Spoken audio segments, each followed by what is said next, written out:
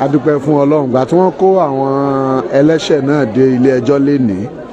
Àwọn agbẹjọ́rò announce appearance wọn. Èmi náà àti àwọn team mi là ń dúró fún àwọn family ọmọ tí wọ́n pa yìí.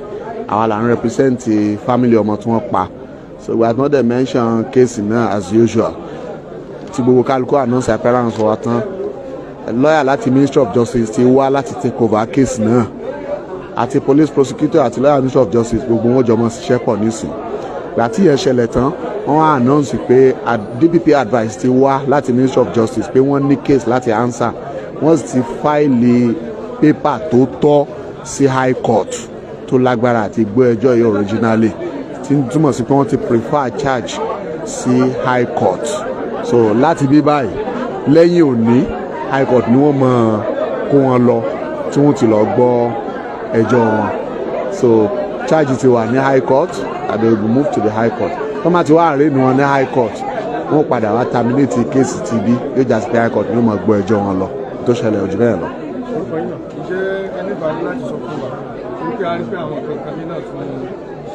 Nǹkan míì tó ṣẹlẹ̀ ni pé ọmọ tí ó pààyàn yẹn Abduramon ó náwó pé òun fẹ́ sọ̀rọ̀.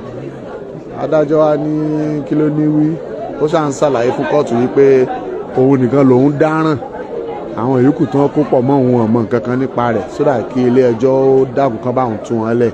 Ilé ẹjọ́ sì sọ fún yín pé tó bá fẹ́ béèrè irú yẹn tí wọ́n bá dé High Court níbi tí wọ́n ń kó wọn lọ kó lọ béèrè níbẹ̀ tí wọ́n bá fíìlì pé ó yẹ kán tú wọn lẹ̀ níbẹ̀ wọ́n mọ̀ ṣe yẹn fún wọn. Nígbà tí advice ti dé láti Ministry of Justice tí wọ́n ti prefer charge yẹn kán mọ̀ lọ sí High Court kán mọ̀ lọ yàn yókù mẹ́.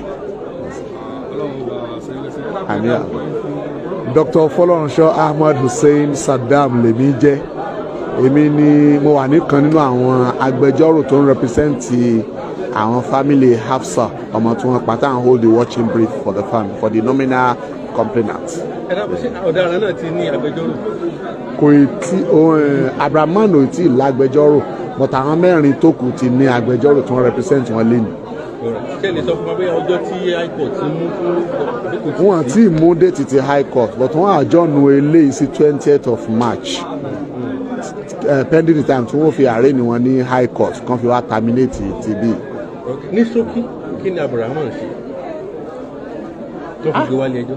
Ẹ̀sùn tí wọ́n fi kàn án gẹ́gẹ́ bí òfin ẹ̀sùn tí wọ́n fi kàn án ni pé ó pààyàn tó já sí wípé ẹ̀sùn yẹn bá a ṣe wí yìí ó sì dìgbà tí wọ́n bá dé High Court tí wọ́n bá fi ẹsẹ̀ ẹ̀sùn náà múlẹ̀ pẹ̀lú ẹ̀rí tó dájú kí ẹnìkankan nu wa tó lè sọ emphatically wípé bó ti rí nù gẹ́gẹ́ bí òfin wa ṣe gbà á ní ààyè ẹ̀sùn apààyàn náà. ní àárín ẹ̀dá kò fẹ́ jẹ́ kí gbogbo ayé kan jẹ àǹfààní ẹ̀kọ́ nípa lọ ọ̀rọ̀ tí ọ̀rẹ́ wa béèrè lọ́wọ́ yìí. Yes sir. tí ẹ sì dáhùn rẹ̀ wípé gẹ́gẹ́ bí ẹ̀sùn tí wọ́n fi kàn. Yes sir. Èmi gbé ọ̀rọ̀ kalẹ̀ bẹ́ẹ̀ níjọ́ ní pé arákùnrin tí wọ́n fi ẹ̀sùn kàn wípé ó pààyàn. ṣùgbọ́n lábẹ́ kọ́mẹ̀ntì èébú ni mo kàn rí lọ wípé nílẹ̀ ẹ̀gbọ́n àwọn òkùnrin wọ́n ní wọ́n fẹ́ sùn kàn. ṣé wọ́n fẹ́ sùn fẹ́lẹ̀ kẹ́rin ní àbíkẹ́ ló pààyàn?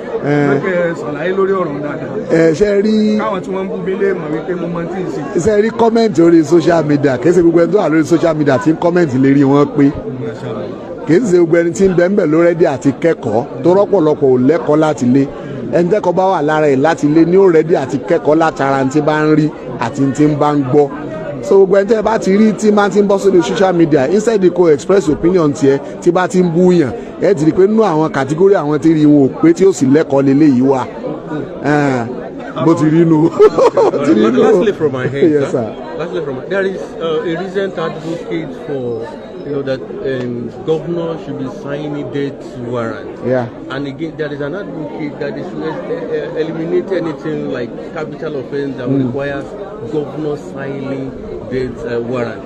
On your position as a lawyer, where do you stand? If we eliminate capital offenses that will warrant governor signing death warrants, we are doomed. Society ìṣòro tí English, the problem we will face in the society will be enormous and we will not be able to curb it if there are no punishments for capital offenses. if there are no capital punishment for capital offences again, I believe you mean people will take somebody on the roadside, slaughter him, and tell you that let them take me to court. Nothing will happen afterward. And who that would have died? And that will be the end of it. If that is successfully done, we are heading towards the end of this generation. Are you now advocating for signing of death warrants? Yes, I do. I do. I do.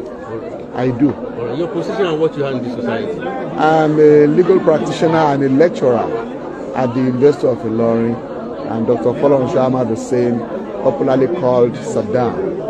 Immediate past Mulan Chairman. Immediate past Mulan Chairman. Thank you very much. Barrister Ajasa, àwọn èèyàn ń retí kí ni wọ́n fẹ́ gbọ́, especially gẹ́gẹ́ bí